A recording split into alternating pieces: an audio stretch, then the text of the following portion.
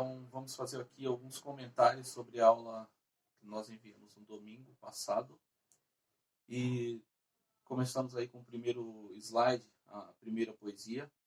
E nós queremos ver aqui em Gênesis 1, 27, que diz o seguinte: criou Deus o homem à sua imagem, a imagem de Deus o criou, homem e mulher os criou.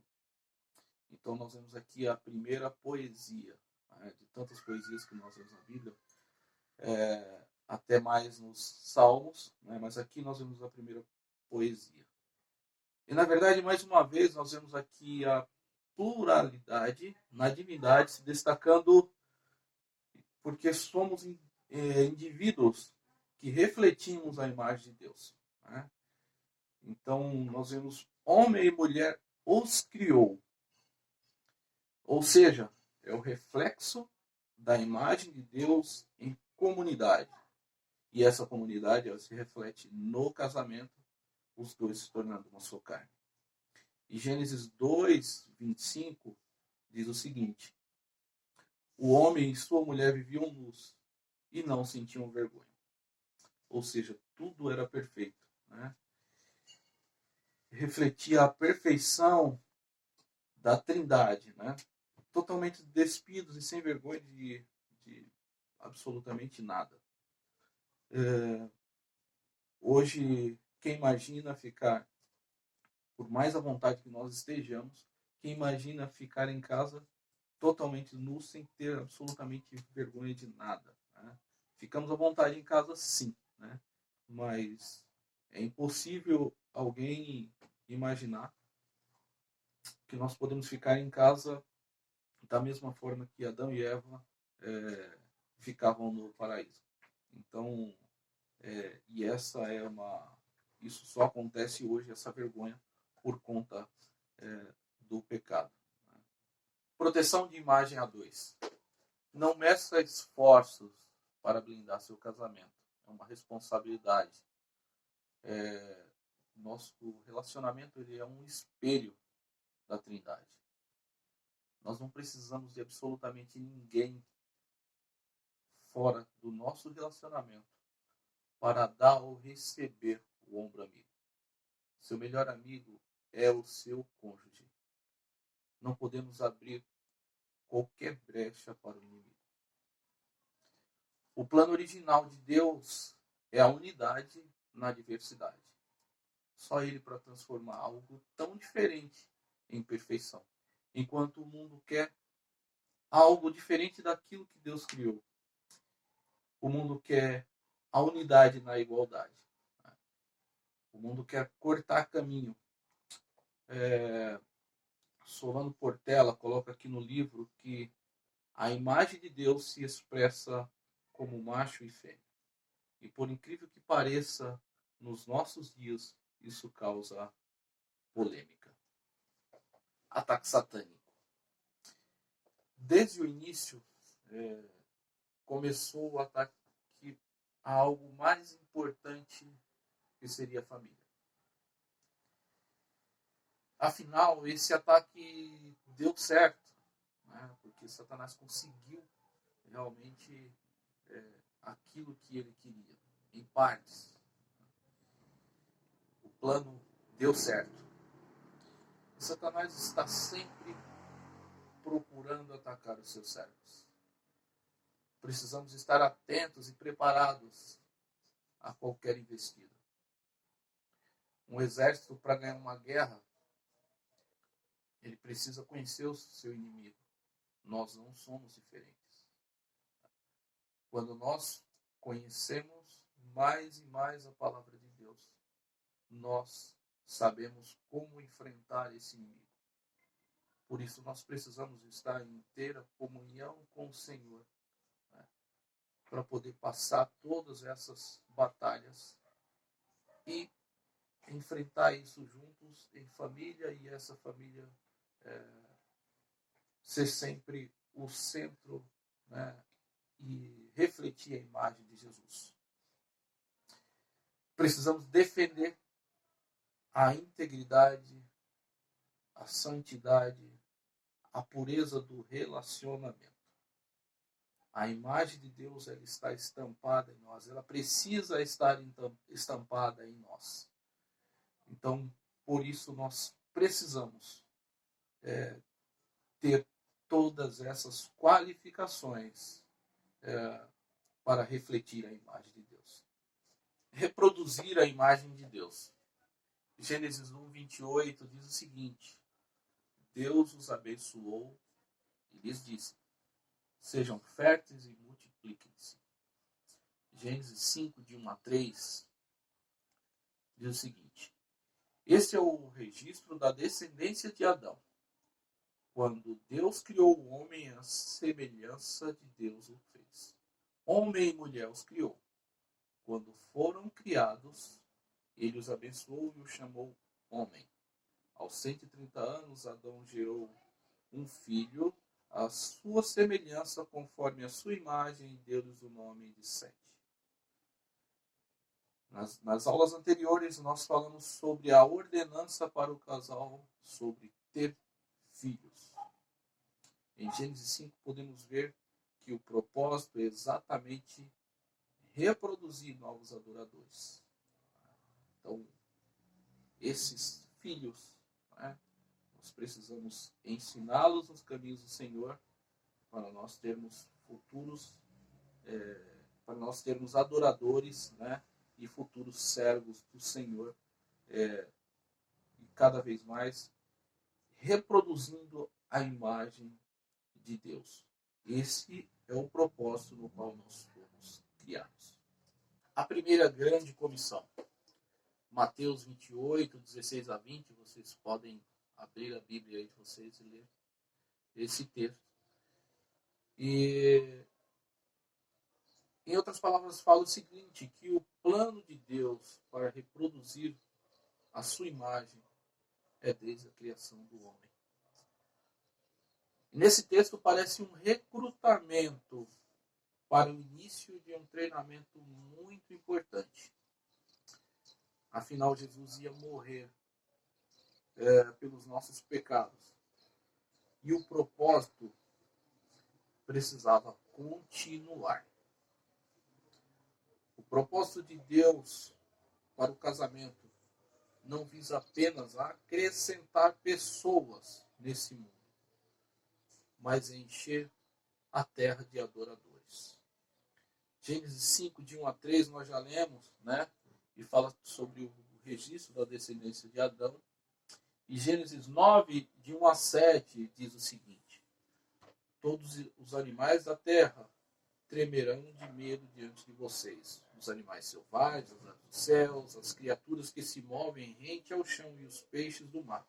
Eles estão entregues em suas mãos. Tudo que vive e se move lhes servirá de alimento. Assim como lhes dei os vegetais, agora lhes dou todas as coisas. Mas não comam carne com sangue, que é vida. E a todo que derramar sangue, tanto homem como animal, pedireis contas, e a cada um pedirei contas da vida do seu próximo. Quem derramar sangue do homem, pelo homem seu sangue será derramado, porque a imagem de Deus foi o homem criado. Mas vocês sejam férteis e multipliquem-se, espalhem-se pela terra e proliferem nela. Mesmo depois da queda, o plano continua. Somos convidados a espalhar-se pela terra e cumprir o plano de Deus, fazendo a sua vontade. Reproduzimos a imagem de Deus pelo discipulado dos nossos filhos. Provérbios 22, 15 diz o seguinte: a insensatez está ligada ao coração da criança, mas a vara da disciplina a livrará dela. A correção faz parte do discipulado. Quando deixamos de corrigir os nossos filhos, somos insensatos e estamos deixando que no futuro próximo nossos filhos deixem de refletir e reproduzir a imagem de Deus. A necessidade maior é trabalhar o coração da criança e isso requer tempo. Salmo 78, de 1 a 8, diz o seguinte: povo meu, Escute o meu ensino, incline os ouvidos para o que tenho a dizer. Em parábolas abrirei a minha boca, proferirei enigmas do passado, o que ouvimos e aprendemos, o que os nossos pais nos contaram. Não os escondemos os nossos filhos, contaremos à próxima geração os louváveis feitos do Senhor, o seu poder e as suas maravilhas que fez. Ele decretou estatutos para Jacó, e em Israel estabeleceu a lei e ordenou para os nossos antepassados que as ensinassem aos seus filhos, de modo que a geração seguinte a conhecesse também os filhos que ainda nasceriam, e eles, por sua vez, contassem aos seus próprios filhos. Então eles porão a confiança em Deus, não esquecerão os seus feitos e obedecerão os seus mandamentos. Eles não serão como os seus antepassados, obstinados e rebeldes, povo de coração desleal para com Deus, gente de espírito infiel. Então, esse trabalho no discipulado dos nossos filhos deve ser tão forte a ponto de que nossos filhos possam repetir tudo que deu certo com seus filhos assim consecutivamente.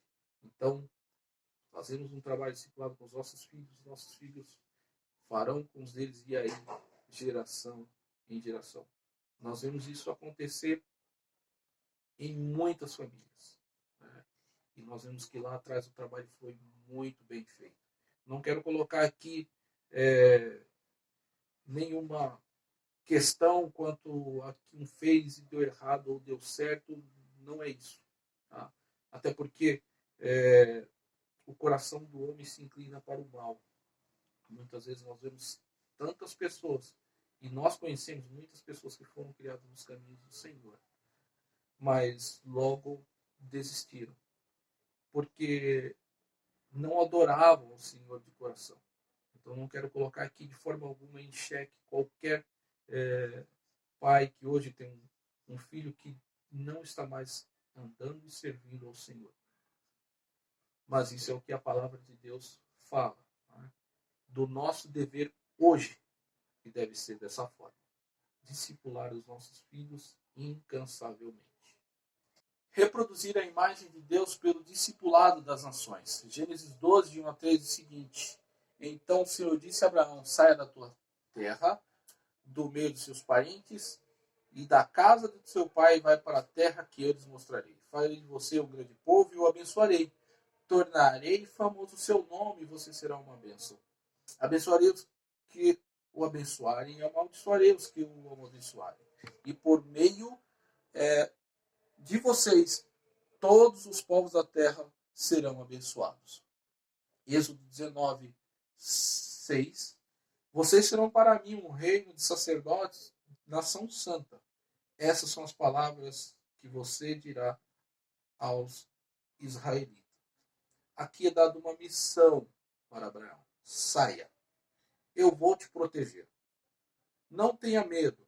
Tenho obras maravilhosas na sua vida. Quero você como multiplicador do meu propósito para esse mundo. Então nós temos para Abraão o saia, para nós o ide. Esse é o motivo pelo qual estamos aqui. Alguém cumpriu essa missão e nós precisamos continuar a reproduzir a imagem de Deus pelo discipulado. Precisamos resgatar e ser um multiplicador do Evangelho. Mateus 28, 18 a 20 diz o seguinte: Então Jesus aproximou-se deles e disse: Foi-me dado toda a autoridade no céu e na terra. Portanto, vão e façam discípulos de todas as nações, batizando em nome do Pai, do Filho e do Espírito Santo, ensinando-os a obedecer a tudo o que lhes ordenei. E estarei sempre com vocês até o fim dos tempos.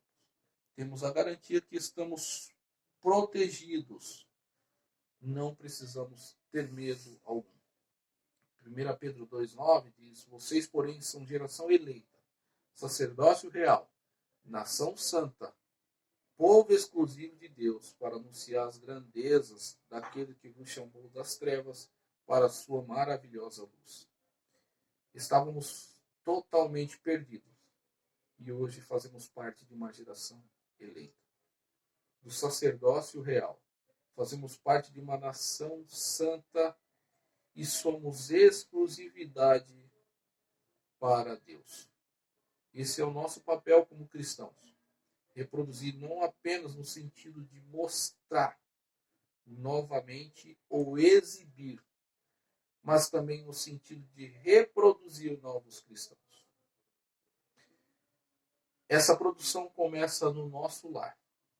Nossos filhos devem ser novos cristãos pelo entendimento da palavra que levamos a ele e pelo estilo de vida que temos, e esse é pelo nosso testemunho. Um grande abraço a todos. Nós terminamos esse terceiro bloco de aula. Na próxima semana, o Weber e a Sandra, nós estaremos com mais uma aula, e dessa vez podemos ter até uma aula online mesmo. Estamos ainda vendo os meios. Se isso acontecer, nós iremos pedir durante a semana o seu e-mail para que a gente possa enviar o link para cada um. E um grande abraço a todos, uma boa semana e que o Senhor esteja abençoando a vida de cada um. E aí nós repetimos também, caso você tenha alguma dificuldade ou alguma necessidade e quer compartilhar conosco, mande um recadinho para o nosso WhatsApp, ou possa nos ligar em qualquer situação, precisando de alguma ajuda, que você possa contatar não só nós, eu e a Lília, quanto o Weber e a Sandra, ou até algum dos líderes da nossa igreja. Um grande abraço, que o Senhor os abençoe.